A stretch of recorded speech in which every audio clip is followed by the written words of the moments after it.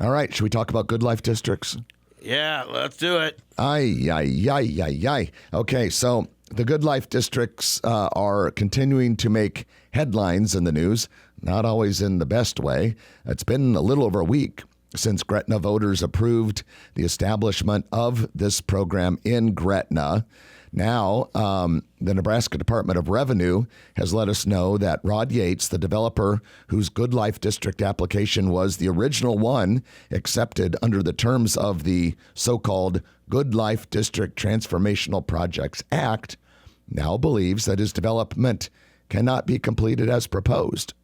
And so the DED, Department of Economic Development, has to collect evidence from the city of Gretna and other interested parties until February 12th to determine whether a Good Life District is still viable in Gretna without Nebraska Crossing and without Rod Yates. So, Trenton, there's more to say about this, but that process alone is going to be fascinating. Well, what's interesting is a couple of years ago, and Rod Yates and his team at Nebraska Crossing really championed this legislation along with Senator Luann Lenehan, who was term limited and she's out now.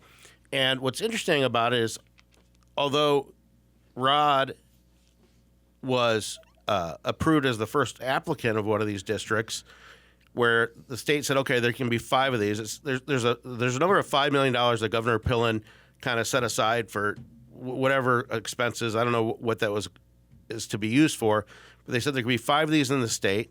There's one approved at 192nd and West Dodge Road, which has been very quiet.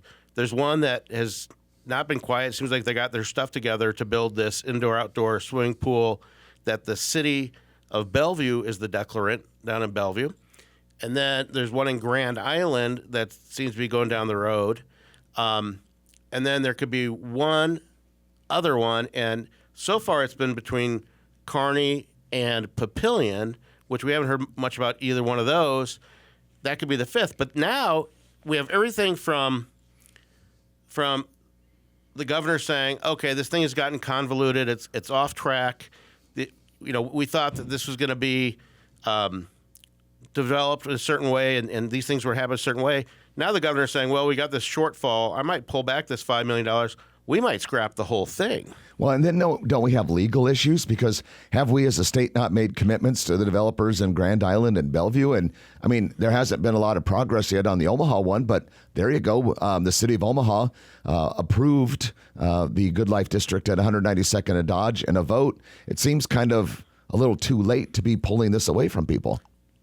You would think so. Not only that, but there's been about $1 million in sales tax loss. So what this was created for, now keep in mind, it's for new projects, new construction, and tourism, and new to market type stuff. And the legislation that Rod championed initially was 2,000 acres.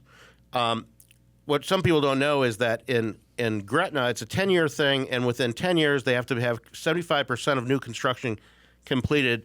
For instance, in Gretna, it's $500 million. Omaha is $1 billion. I'm not sure what Grand Island is or what Bellevue is, but they've all stated what they think they can build there.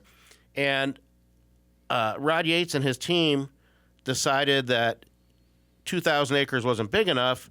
So even though the legislation doesn't call for it, he now says that it should be 4,500 acres, and he's going to do a $3 to $5 billion deal. And then new legislation, I guess it was the deadline, like yesterday or something, for the unicameral to put things on the docket for this session.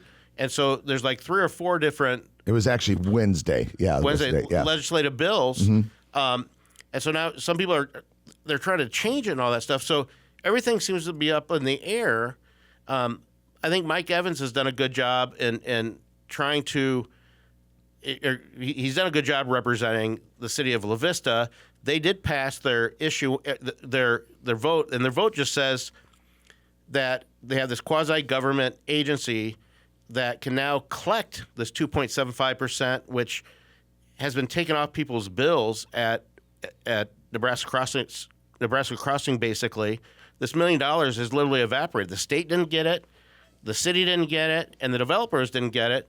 And so now at least they can start collecting that and figure out what they're going to do with it. So my sense is that Rationale will come back to the table and say, we need to make this work. And in Gretna, the biggest challenge, it seems like, is the applicant, Rod, pulled out, but people that own land there are pretty big-time developers, and they want to be able to develop their own property and benefit from this legislation. And really fast, Rod Yates, the original applicant, pulling out, as Trenton said, from the Gretna Good Life District. At the time, he said he was going to try to get a different partner like the state of Nebraska as opposed to the city of Gretna. And it now appears that he's got a senator in the unicameral to carry that water.